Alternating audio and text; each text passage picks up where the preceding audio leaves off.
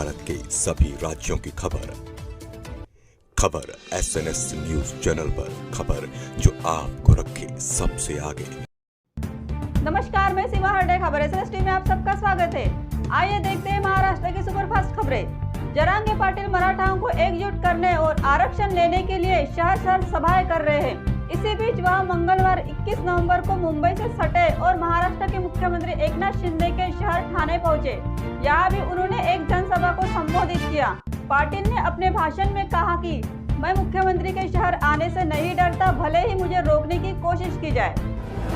महाराष्ट्र के जालना शहर में धनगर समुदाय को अनुसूचित जनजाति ST में शामिल करने की मांग को लेकर मंगलवार को आयोजित विरोध प्रदर्शन ने हिंसक रूप ले लिया और प्रदर्शनकारियों ने सरकारी संपत्ति तथा कलेक्टर कार्यालय में दोपहिया वाहनों को क्षतिग्रस्त किया।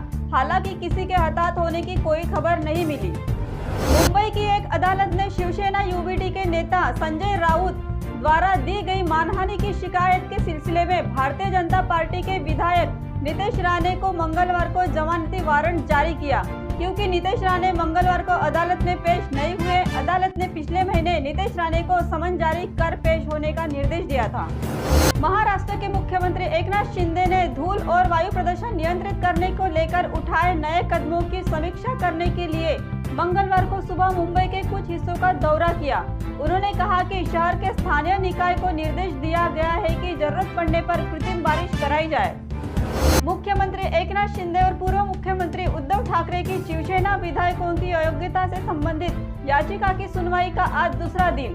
विधान भवन में सुबह 11:30 बजे विधानसभा अध्यक्ष राहुल नार्वेकर सुनवाई की शुरुआत करेंगे। 22 नवंबर से 24 नवंबर और 3 दिनों के अवकाश के बाद 28 नवंबर से 3 दिसंबर तक लगातार सुनवाई होगी। महाराष्ट्र सरकार के जल संसाधन विभाग में लगभग 10 साल बाद इसी साल नवंबर महीने में भर्ती विज्ञापन जारी किया गया है और आवेदन भरने की आखिरी तारीख 24 नवंबर 2023 है। लेकिन इस भर्ती में कुछ पदों की पात्रता मानदंड में ग्रेजुएशन और टाइपिंग सर्टिफिकेट अनिवार्य है। इससे राज्य के लाखों बिना टाइपिंग सर्टिफिकेट वाले स्थानों को इस भर्ती से वंचित होना पड़ेगा। मंगलवार को नासिक के त्र्यंबकेश्वर में मनोज जारंगे पाटिल ने एक बड़ी बैठक की। इस मुलाकात में मनोज जारंगे पाटिल ने छगन भुजबल का नाम लेने से बचते हुए कहा कि मुझे पता है आप कहाँ सब्जी बेच रहे थे, किसके साथ क्या कर रहे थे, मुंबई में क्या किया, किस नाटक और फिल्म में काम किया। मुझे यह भी मालूम है कि तुमने किसका बंगला हड़प लिया। शिव तीर्थ रैली के बाद कार्यकर्ताओं पर केस दर्ज करने पर बोले संजय राउत। सांसद संजय राउत ने कहा, हमारे कार्यकर्ताओं पर झूठे मामले दर्ज किए गए हैं। वहाँ शिव तीर्थ जो भी संघर्ष हुआ उसके बाद आज हमारे कार्यकर्ताओं पर छेड़छाड़ के झूठे मामले दर्ज कर रहे हैं। यह गृह मंत्रालय की विकृति है। अगर गृह मंत्री इस समस्या का समाधान नहीं करते हैं तो हम देखेंगे कि क्या करना है।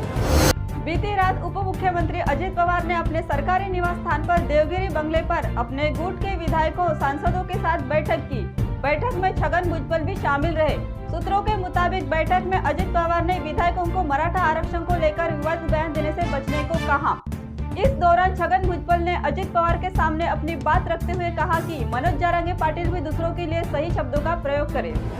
सोनिया राहुल गांधी को ईडी का झटका। प्रवर्तक निदेशालय ईडी ने मंगलवार को कांग्रेस पार्टी द्वारा प्रवर्तित नेशनल हेराल्ड समाचार पत्र और इससे जुड़ी कंपनियों के खिलाफ धन शोधन की अपनी जांच के तहत करीब 752 करोड़ रुपए मूल्य की अचल संपत्ति और इक्विटी हिस्सेदारी जब्त की। राज्य परिवहन महामंडल ने यात्रियों के लिए ST यात्रा को सुरक्षित बनाने के लिए ST चालकों पर मोबाइल फोन पर प्रतिबंध लगाने का निर्णय लिया है। अब बस चालक को ST चलाने के लिए स्टीयरिंग संभालने से पहले अपना मोबाइल फोन परिचालक कंडक्टर को सौंपना होगा। ST का फैसला अब लीज वाहनों के साथ साथ स्वयं के स्वामित्व वाली गाड़ियों पर भी लागू होगा। समीपस्थ बल्लारपुर तहसील अंतर्गत नांदगांव पोड़े के पास स्थित वर्धा इर्दी नदी के संगम पर रविवार की दोपहर 2 बजे घटे हादसे में चंद्रपुर की कृषि उत्पन्न बाजार समिति के उपसभापति गोविंदा पांडुरंग पोड़े 47 साल सहित इनके इकलौते बेटे चेतन पोड़े 16 वर्ष व भांजे गणेश उपरे 17 वर्ष की पानी में डूबकर मौत हो गई। यह तीनों ही लोग अपने परिजनों सहित परिवार के बुजुर्ग घनश्याम पोड़े की अस्थियों का विसर्जन करने हेतु नदी के संगम पर पहुंचे थे।